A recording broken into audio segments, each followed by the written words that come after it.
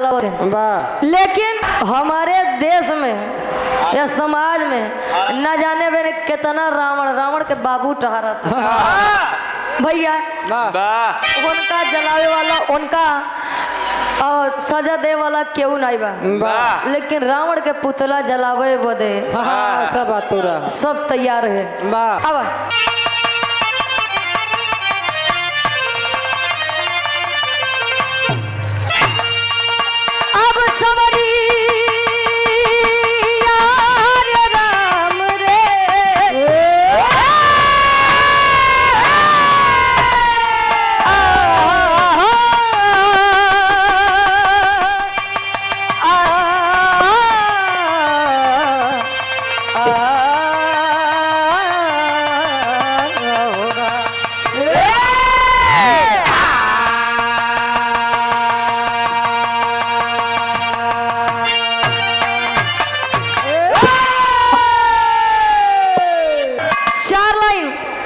कवि का भूमिका के अंदर भाव है।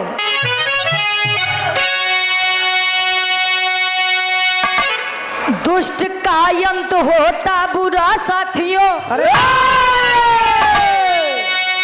हर कदम जिसने दुनिया में काटा बिछाया, वक्त के बाजुओं से हिमालय हिला,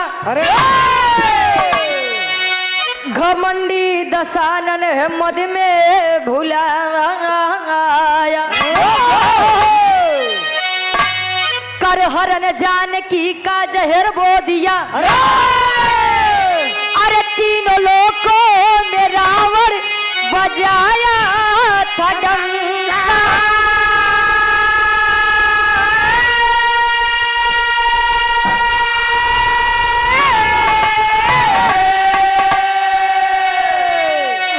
पुत्र होकर धर्म भूल बैठा, पाप की आग में जल गई सारी लंका।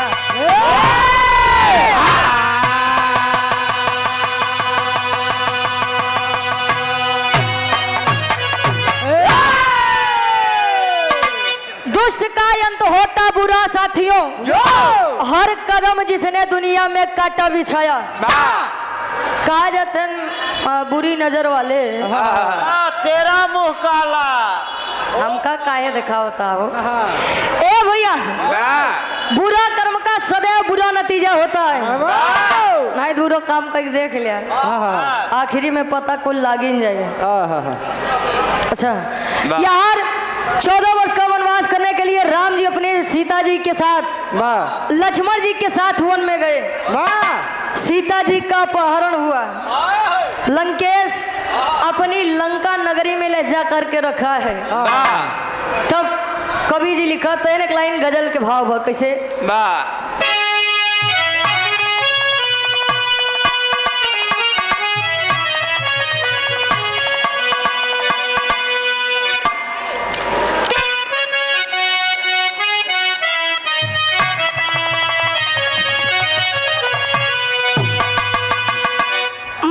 अनेक बर्दा परवरदिगार अल्लाह से फरियाद करे, अरे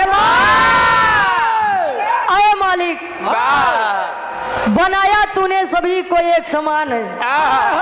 लेकिन यहाँ के लोग तुम हिंदू हो तुम मुसलमान हो या कह के भेदभाव न कर दे जा रहे। शिकायत करे, शिकवा करे कैसे,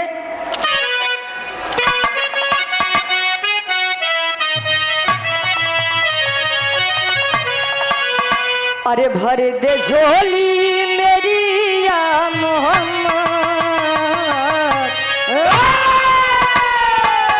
अरे भर दे झोली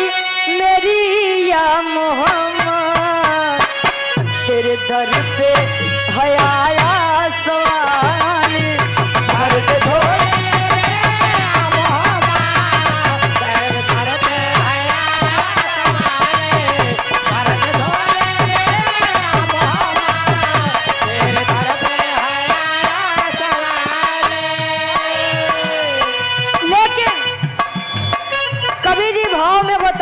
कैसे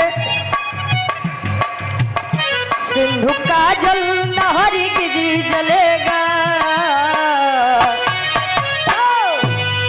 सिंधु का जल नहरी की जी जलेगा,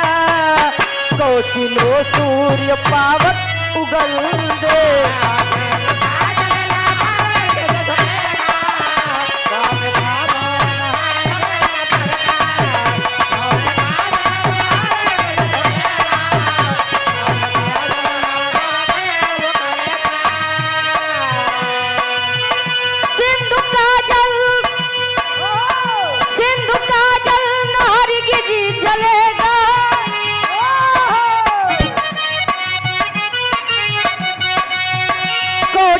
सूर्य पावक उगल दे, धर्म की हार हर जी न होगी, धर्म की हार हर जी न होगी, कोई कितना भी उस पर वो बल दे।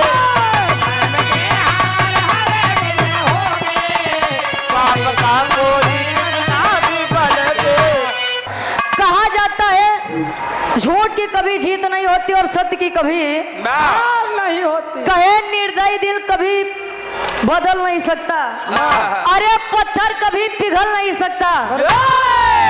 झूठ सोने सा लग तो सकता है, लेकिन झूठ सोने में बदल नहीं सकता। झूठ कितनो क्लियरिटी से बोलबा, कितनो ओवर कॉन्फिडेंस के साथ बोलबा, लेकिन झूठ झूठ ही बा।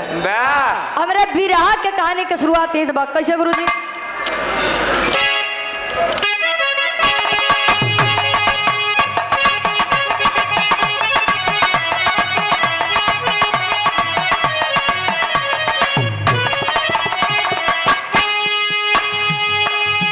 किया था भूल रावण सीता को चुरा करके,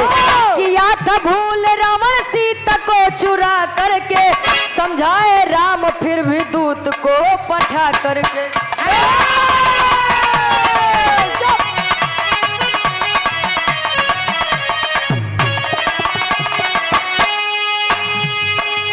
अहे में चूर रावण एक नहीं माना है,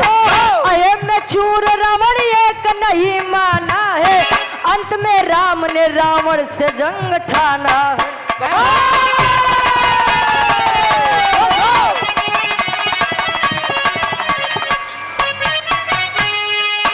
मरा जब मेघनाथ लक्ष्मण के हाथों से,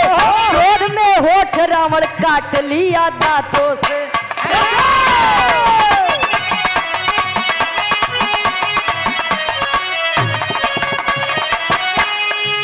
लिए कमान तीर वीर लड़ने आया है, मगर रण क्षेत्र में मौत सही पाया है।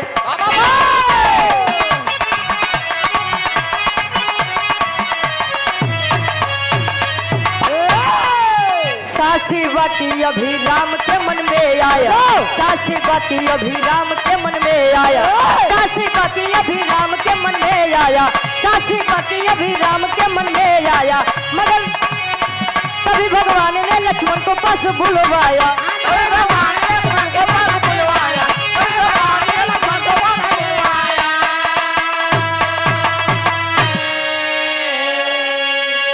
कहानी के समझला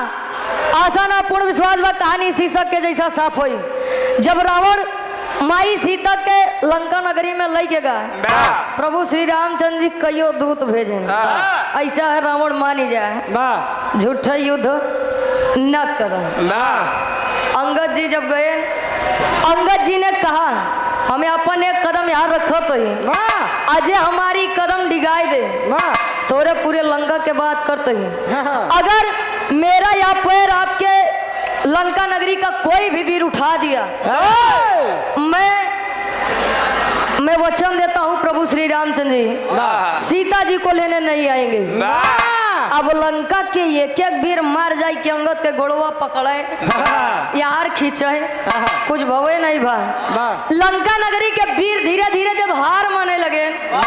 रावण स्वयं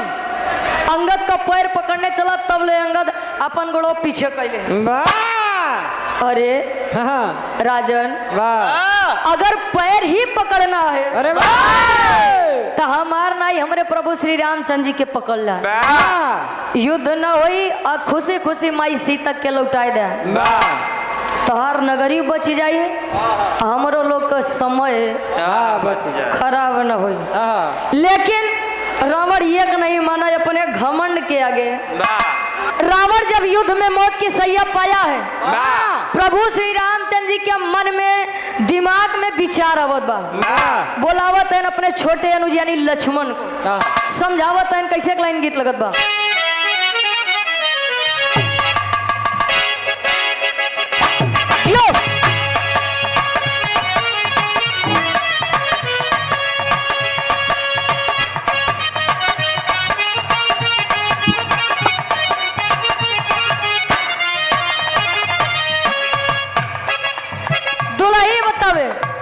मन करे सिलावट पलोड़ा से कुचती जवानी रजऊ मन करे सिलावट पलोड़ा से कुचती जवानी रजऊ मन करे सिलावट पलोड़ा से कुचती जवानी रजऊ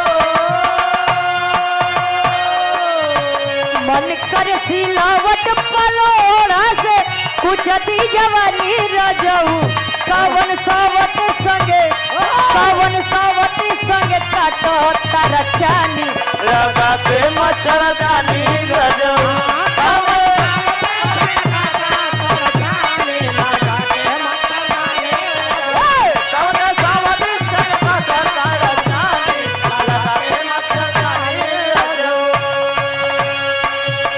लेकिन रावण जब मरा है तो स्वयं प्रभु श्री रामचंद्र जी लक्ष्मण जी से कहा तेन का कहे राम जी समझाओ तेन कैसे लक्ष्मण से कहे समझाई तू बात रघुराई ये भाई लक्ष्मण से कहे समझाई तू बात रघुराई ये भाई लक्ष्मण से कहे समझाई तू बात रघुराई ये भाई लक्ष्मण से कहे समझाई तू बात रघुराई ये भाई रावण पंडित के सरनिया में जाई तू सर ला झुकाई ये बाप रावण पंडित के सरनिया में जाई तू सर ला झुकाई ये भाई रावण पंडित के सरनिया में जाई तू सर ला झुकाई ये भाई। लक्ष्मण जी से प्रभु श्री रामचंद्र जी कहे लक्ष्मण रावण जैसा ज्ञानी कोई नहीं था। जब 6 महीना के बाद आगे जाए के जा नहीं जाए उसी बड़ ज्ञानी के हुए कहे तब कहे हम चाहते है कि रावण अब जान ला एकदम आखिरी उनका समय चलत बा हम सोचते ही उनके मृत्यु पावे से पहले तू जाए के उनसे कुछ सीख ला 10 शीश वाला है इतना हल्के में उकार आखिर शंकर जी के भक्त रहन हल्के में नाला जाई के उसे कुछ ज्ञान ले तब ले लक्ष्मण जी कहना अच्छा रावण जी से कहा था कि जाए के ज्ञान ले हम कहे लक्ष्मण छोटे भाई हो मेरे मैं जो कहता हूँ कुछ सोच और विचार कर ही कहता हूँ। अच्छा पहले के समय में भय हरा रात रहे भय को हरने वाला भय हरा आज के समय में सब भय करा होता भय को पैदा करने वाला आज लक्ष्मण जी ना चाहते हुए भी राम जी की आज्ञा हेतु जा रहे हैं कैसे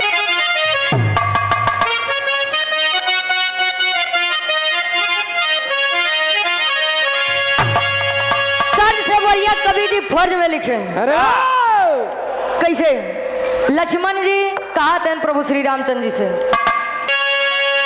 तक कैसे कटी है लाखनी अपने भैया के बतिया पहुंच गई ले रावण के पजरवा बीरवा हो लिहले तार कसम बार पजरवा बीरवा हो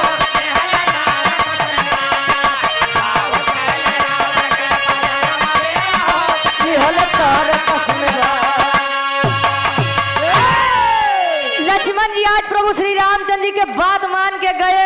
तीर कमान ले अच्छा जाई के मन नहीं बा बतावा अपने दुश्मन लगे जाई हम उसी ज्ञान लेबो दे आया मैं नहीं जाऊंगा लेकिन आज राम जी की आज्ञा है तो गए तो जहाँ रावण लेटा है मृत्यु को सैया को जब पाया है रावण जब लेटा हुआ था जाई के सिरहाने खड़ा हो गए कैसे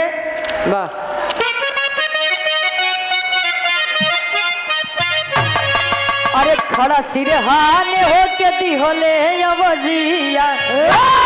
बोलला दसानन बुझ गई ले नरजिया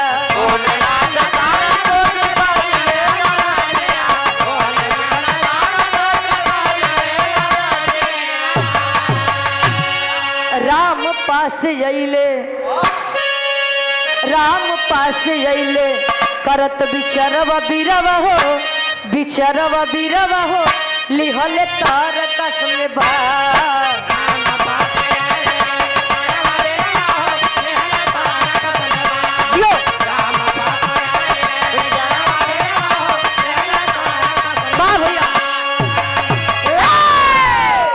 गया सिरहाने आवाज दिया है रावण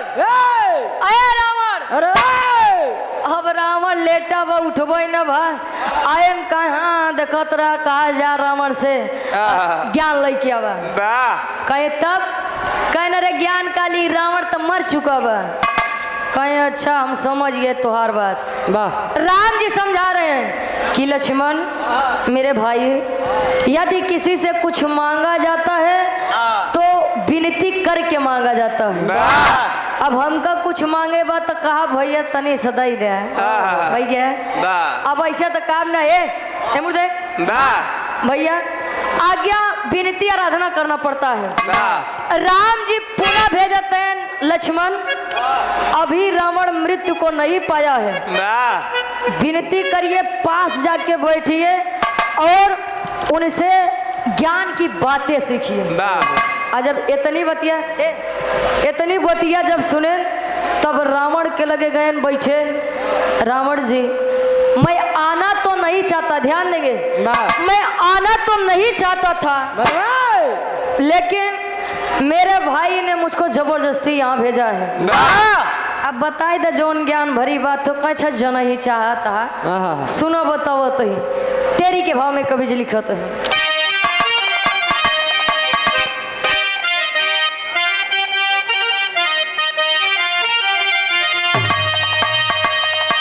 अरे लखन के संकित भइले मनवा अरे लखन के संकित भइले